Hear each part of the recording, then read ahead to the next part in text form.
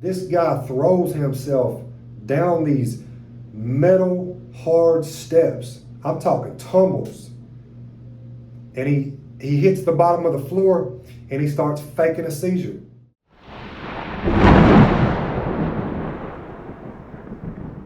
What's up, YouTube? Welcome back to my channel.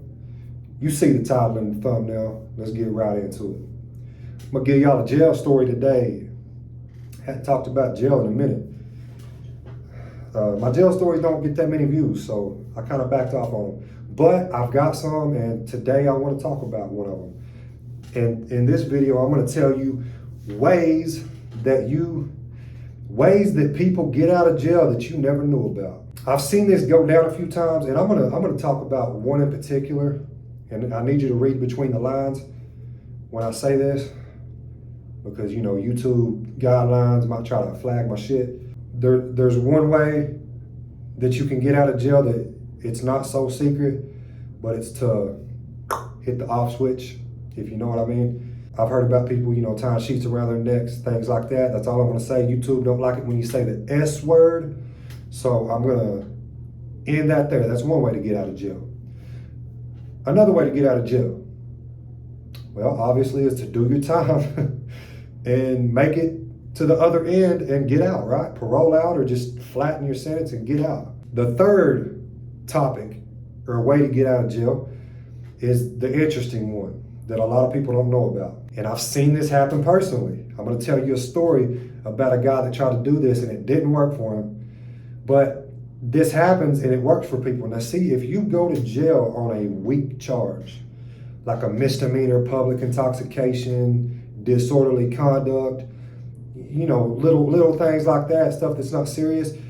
If you hurt yourself and you have to be taken to a hospital where there's going to be a big medical bill and things like that, a lot of times, and that's not vary state to state, but in Tennessee, I've seen it happen. A lot of times, they'll just let you out of jail and let you go to the hospital on your own because they don't want to deal with your medical bills. They don't want to be liable for your medical bills. Now, these are on weak charges. I heard about a guy jumped off the top bunk, broke his arm or broke his collarbone or something. He broke a bone and he was in on a weak charge and he did this shit on purpose to get out of jail. And it worked for him. They let him out of jail. He was able to go to the hospital, take care of his medical problems. I'm sure they billed him a huge ass bill for x-rays and all that bullshit, a cast or whatever if he needed one. But I'm going to talk about this one particular cellmate that I had that came in on an armed robbery. That's a serious charge, guys. You could break your back and you ain't getting out on that charge. But for some reason in this dude's head, he thought he was going to orchestrate this plan and get out of jail on an armed robbery. And for those of you that don't know what armed robbery is, it means that you robbed somebody and you were armed with a gun or a knife or something. You didn't just walk up and tell them, you didn't just beat them up and take their shit or tell them to give you all the money out of the cash register and you didn't present a weapon. He presented a weapon, robbed a store, a convenience store on South Lee Highway in Cleveland. I remember him telling me about it. And he got caught and they locked him up. So they end up putting this guy in my cell. He came in the middle of the night. We was asleep, but they put him in my cell. So the next day, when you go to jail, people ask you, what are you in for? That's like the main question when you first get there. What's your charges, man? People want to know your charges. So he gets to telling me and my other cellmate, they put him in a two-man cell. It was me and another guy, and he was the third guy in this two-man cell. They used to do that all the time. Pack 3 dudes or 4 dudes in a two-man cell. So he's telling us, I'm in here for an armed robbery. But I'm noticing this guy is always talking about his girlfriend.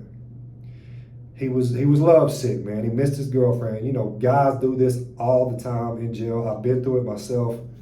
When you got a girlfriend out there, you go to jail, you can't see your girlfriend no more. You get lovesick, man. You start missing your girl.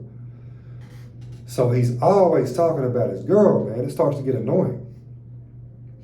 And he's also always talking about how, you know what, man, I think I'm gonna hurt myself and see if they'll let me out of jail. And I'm like, bro, that only works for people on misdemeanor charges and stuff. You're not gonna hurt yourself. And they're not gonna let you out of jail on no armed robbery, bro. I don't give a damn if you break your neck. They're not letting you out of jail. So whatever, I move on about my business. I don't give a shit what he's, trying to do or what, but I give him my 2 cents on the situation. So I'm playing wall ball in the rec area, either that same day or the next day. And the way the rec area was, you had the pod and then you had a trap, which what a trap is, it's 2 doors. You open one door, you go in the trap, you shut the door before you can open the other door. A guard presses buttons to open these doors for you. And then you're out in the rec area.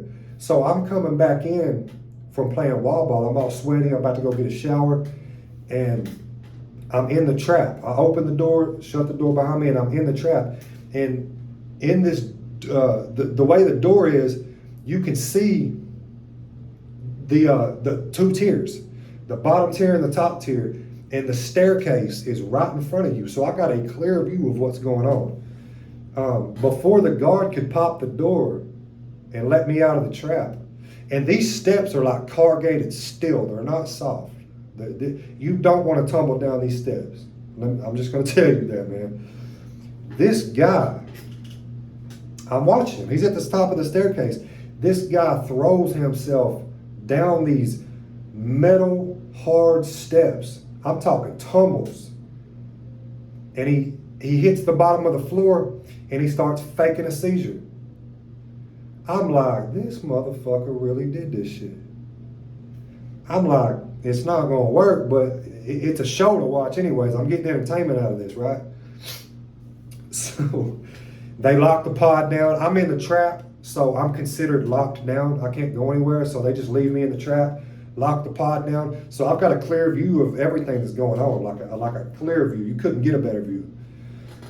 And the goon squad comes running in, nurses come running in, and when you fake a seizure in jail, they've got this smelling shit. I don't know what it's called, but they got this shit they can put up to your nose.